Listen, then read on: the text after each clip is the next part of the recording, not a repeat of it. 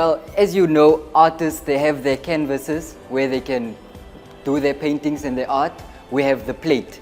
So on the plate, that's where we express ourselves, and that's actually one of the reasons why I love being a chef, because I'm not a vocal person, but I can express myself on a plate. So yes. But like artists and stuff, people look at that. That's very like artistic and Yeah. expression. Food's just something that people eat. Like, why Yeah. is that? Why? You can actually tell a story with food. In fact, you can, like for instance, we're in India right now. You taste all the different flavors. Like we were in Hyderabad, the flavors are very different from in Delhi. Delhi, the food is very spicy. That's probably just the way they are. They love their food spicy. In Hyderabad, there's more like flavor. You actually get all the spices, so you get to understand what kind of people they are, and so on. It's the same with me. The food I make, you basically, if you eat my food, you'll basically just understand who I am. We haven't built up any rivalries just yet. We've been sort of sent into different parts of India in different groups, so hasn't really been enough time or communicating to build up anything, intense like that. But maybe there will be by the end of it. What I want to know is, like, how, like, the moment that you heard the timer starting on the very first call, like, tell me, like, we're back in that moment, tell me how you feel, like, take yourself back to that moment and tell me how you're feeling in that moment right there. Okay. On the moment of which the time had started in the first round, I wasn't feeling too much pressure. I was feeling more, I really just had to be getting it done in time. I was moving quickly and trying to really make sure that I didn't get done by time. But yeah. Is it one of those things where you kind of just, as soon as that buzzer goes, it's not pressure, it's not anything else, you just kind of zone everything out and you get into your little mood? Like, is that what it kind of felt like? Yeah. Tell me that. So when the buzzer started and the time had begun, it had felt as if, I had no other worries except what was happening on my section, and I really just blocked everything out and was just, only focusing on the food and what I was making. So did you manage to stay composed for the whole thing? Was there any sort of moments where you started shaking? I would say I stayed composed, but there was moments with things like the pastry where, being in a very hot kitchen, pastry was too warm. Even though it had been in the fridge for half an hour, we had taken it out, the pastry was too warm. I may have not floured my surface enough, and it meant that the pastry was sticking to it, and it gradually got too soft, so I had to scrap it and just throw it back in the freezer to let it rest further. And that had messed me up a bit on time, which I didn't enjoy, so I started to build up a bit of pressure and a bit of nerves. First of all, I appreciate Kenya because it's a country where you're free to do what you want, so long as you know what you're doing. So you'll find that there are thieves. I'll be lying if I told you there's no stealing in Kenya. There are thieves, and the thief knows what he's doing. So if he gets caught, that's up to him. So Kenya is a country where they appreciate what you're doing.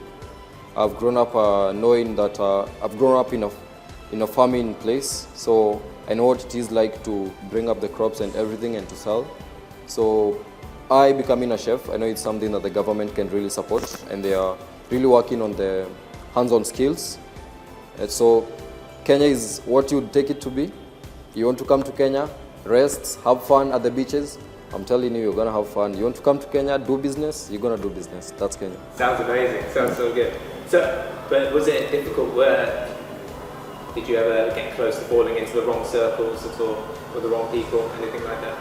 Yeah, Kenya, as I said, most of the youth, of course, they fall into things like drugs. And maybe you think, I'm still young, so why should I work so hard? So those are most of the youths, probably around me. But it's up to you to take up the task. So it's been a challenge before I decided, let me do this, and I had not to care about what people will say. And this is when I took the brave step. So you sort of... Can you just quickly, just pop me back onto what you were before? I'm so sorry. Right. Sorry. Tell me more about growing up in a famine. Tell me what that's like. Like, how is it trying to find food and still enjoy that food? Like, do you have an appreciation for food, knowing that, All right. knowing what it's like? You can tell, right, talk about it. So in Kenya, first of all, you appreciate fresh food, and second, you're not much into like what would I say, the fast foods. You wouldn't find me going to, when I was a child, you wouldn't find us going to run and get pizza. Pizza was like something we get like once in a month, or even none. So every time you're hungry, there's something at the shambas. That's what we call them, at the garden. There's something, every time you want this, there's that. You want fruits, we have fruits. So growing up in a farming environment, it's interesting, and at the same time, it's a bit difficult because you don't get to enjoy foods from outside that much. I think, you know, like again, even like today with something like lamb stew, like there are a lot of like kind of comfort foods that I would find that are really, really good for me that just make you feel good. I think that's one of the great things I love about food. It's something like, you know, if you can cook and it makes you feel good, it makes you feel happy, and it makes other people feel happy, then that's it. And it's that every time that you do it, it makes you want to do it again the next time. And I think that it's just something so special, really, to be honest. Yeah. And what about the future? Have you got like big dreams? Where you want to go? Oh, that's a very tough question. Look, who knows where the future is going to take anybody, to be honest. You know, I just take each day as it comes by. You know, the big thing for me, a philosophy that I love, is just to do the best that you can do every day, and take each day as it comes. I think every day is another opportunity to excel and exceed at who you are and what you do, and it's as simple as that. What would winning this mean?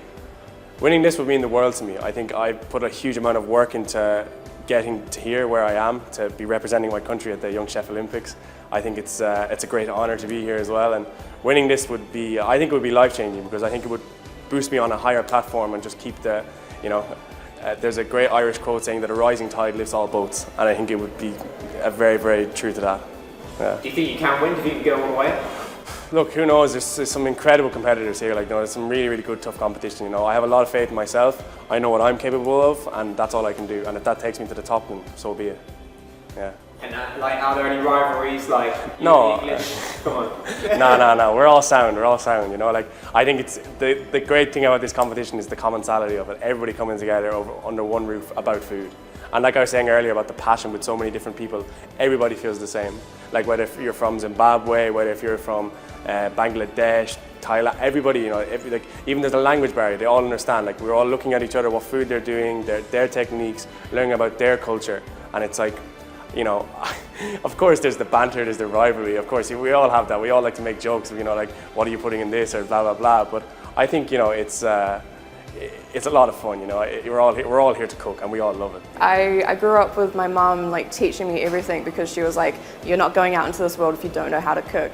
And so she never expected me to continue and to make this a career, but it's just amazing. And I love to get my hands on things. I don't like to sit in an office, like, that's very much not me. So cooking is like just an amazing way to express myself. Yeah. And so when you're making a dish for friends, family, what's your sort of aim? What are you trying to do?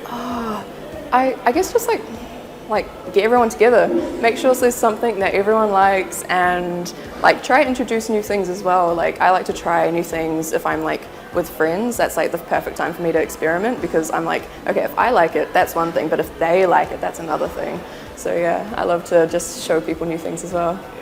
And so you've obviously just started the competition. Yes. And in round one, what was it like? How did you feel when you walked into the kitchen, you sort of eyeing up the other competitors, you're sharpening your knife, getting ready to start? What were the emotions there? It was tense. It was so tense. So talk to me like it's in present tense. So it's like you're there right now. Right now? It's tense. Yeah. Pressure. Oh my God, like you know, whatever it is, but talk to me like it's happening at the time. Okay, yeah. It's really tense.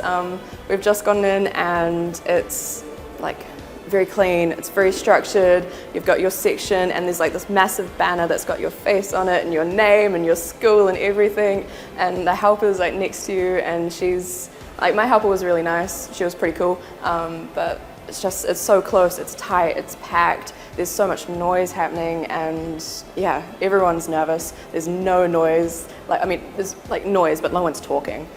Everyone's just focused and nervous and scared.